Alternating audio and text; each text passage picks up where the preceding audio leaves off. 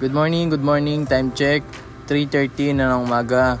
At naisipan namin na sumama muna sa pamamalengke. At dito tayo sasakay sa kulong-kulong.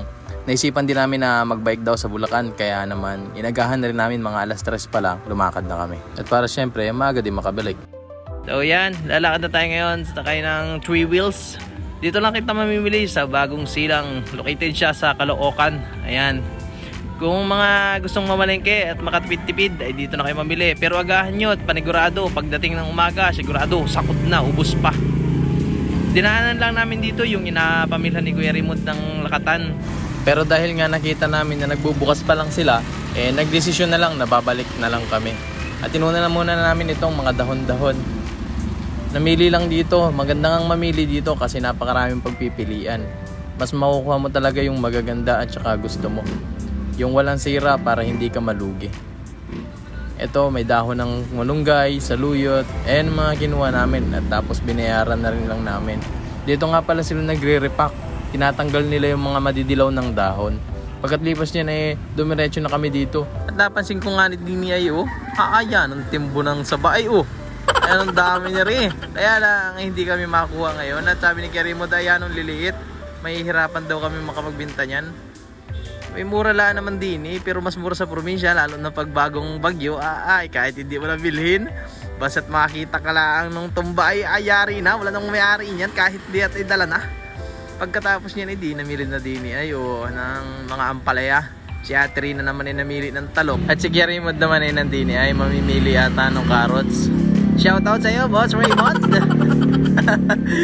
Ayan at kita mamimili muna dito. Ako'y taga-video lang nila. Sabi ko, masama ako sa inyo at atulungan ko kayo. Yung pala tulungan mag-video. Ng bata Pagkatapos nga ninyan, talagang namili nga naman ng carrots. So, tunay nga naman yung inasabi ko. Inapili yung magaganda at pagka pangit ang pinili mo, naku, pagdating sa tindahan at pagdating ng hapon, ay lusaw, lugi, wala pa sa puhunan ng balik. Kaya dapat pagka mamimili, talagang mamimili. At delikado, baka malugi. Pagkatapos yan ninyong mabayaran yan, hindi pumunta kami din sa kabilang tindahan. Prutas naman ang aming atirahin.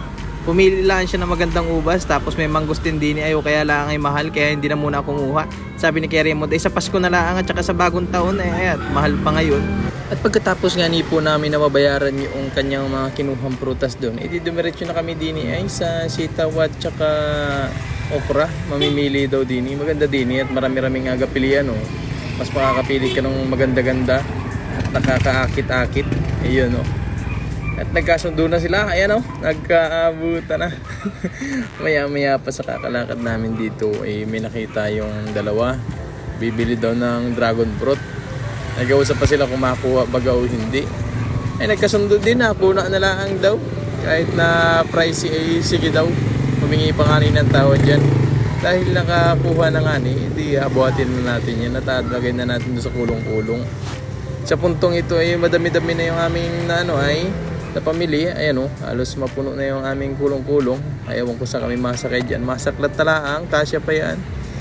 Tapos maya-maya dumating na rin si Raymond din at may mga dala din siya pinamili, yung mga sayote. Ina-arrange na kanin nila, tinapang lagay yung mga mabibigat dun sa ilalim para yung magagaan, sa ibabaw lang. At dumating na rin si Ate Rina dyan may dalang Fuji apple, bumili lang. Tapos sa konti na rin lang namin yung pamili namin, nakapag-desisyon siya magatali na daw muna. Kuya, ano na yung panali?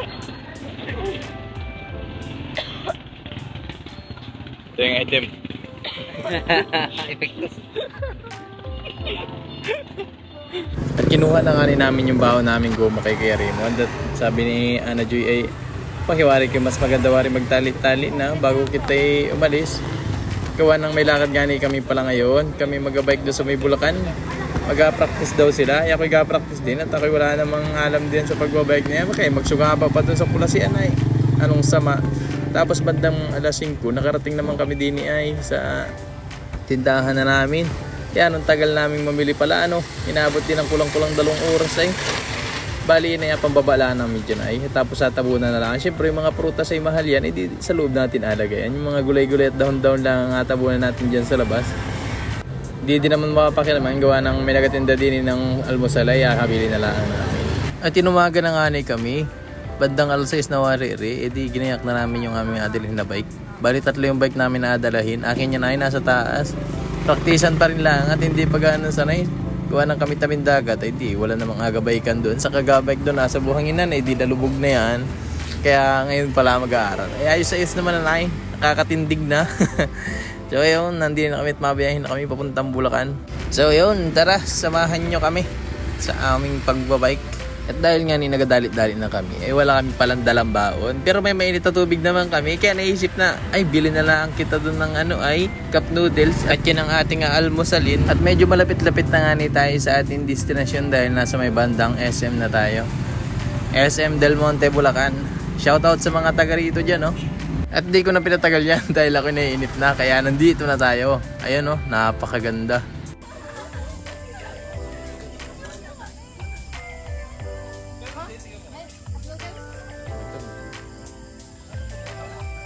At sa mga gusto pong mag-relax dyan, ay pumunta na po kayo din sa may parting Bulacan. Napakaganda ng tanawin. Talagang ma-unwind kayo dyan, no? Bali, pinalagyan lang nila ng tubig yung ating cup noodles at maya-maya ay atin ang kakainin yan. Hindi na nga nakatiis itong magtita na ito ay mag-bike na daw sila. O baka mabangga.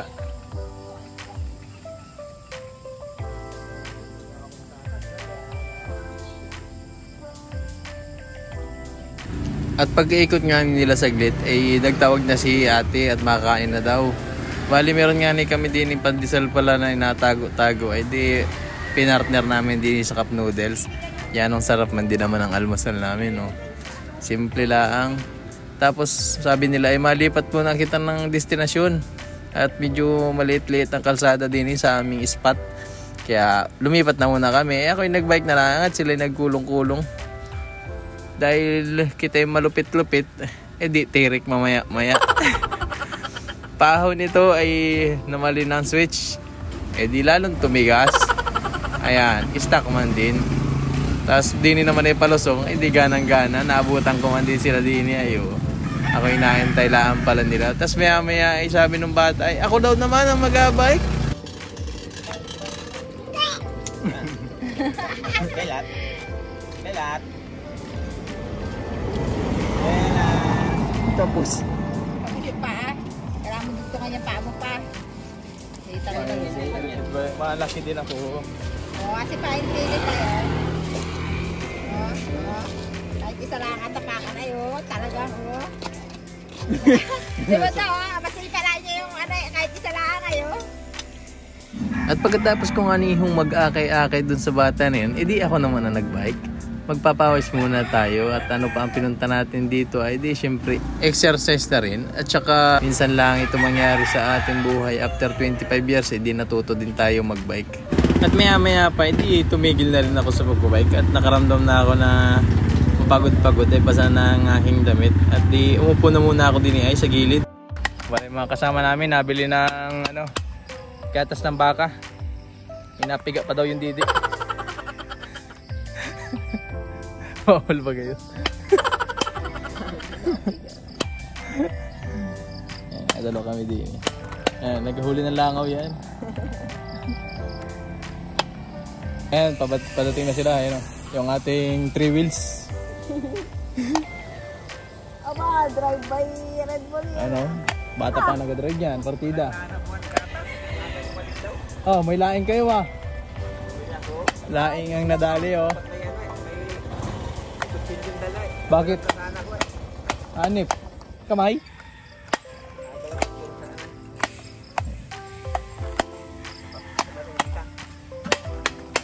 Red ball!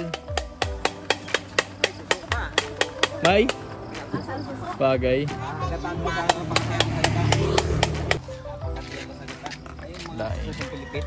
Ay, maliliit. Bijuhi. Natin. Pakaten.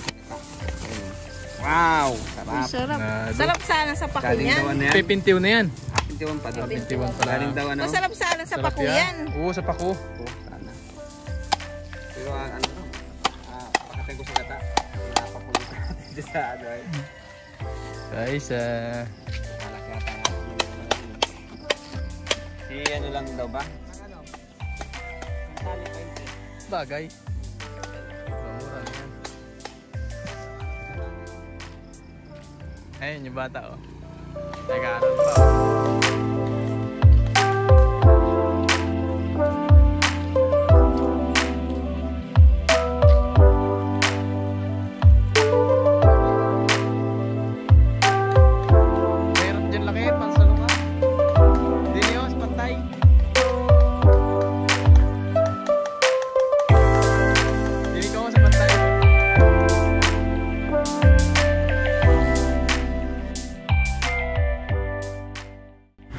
At makaraan ng ilang taon. At yan, alas 9 na at napagdesisyonan na namin na umuwi na muna dahil yung aming mga paninday baka matuyo na. At marami na ding mga customer siguro na nag-aantay, ay sayang din naman yung akitain, diga. So ayan, pinangkabitlaan namin na rin ay pinandikit-dikitlaan namin yan. Mga tinalilaan yan sa ano para yung mga tao ay di sa loob, yung aming bike ay di sa labas. At yun, uwi na. Siguro dito ko na rin labo at tapusin ang ating video. At maaari nyong i-comment ang inyong lugar para malaman ko naman kung saan nakabot ang aking video. At sa pang 20 na mag-comment, may Gcash ka sa akin na 100. At nasa comment section po ang mechanics natin. Kaya congratulations na rin kasi nakaabot ka dito sa dulo. Salamat sa inyong pagsubaybay. Ingat palagi. Dito na kami sa aming tindahan. Magbubukas naman.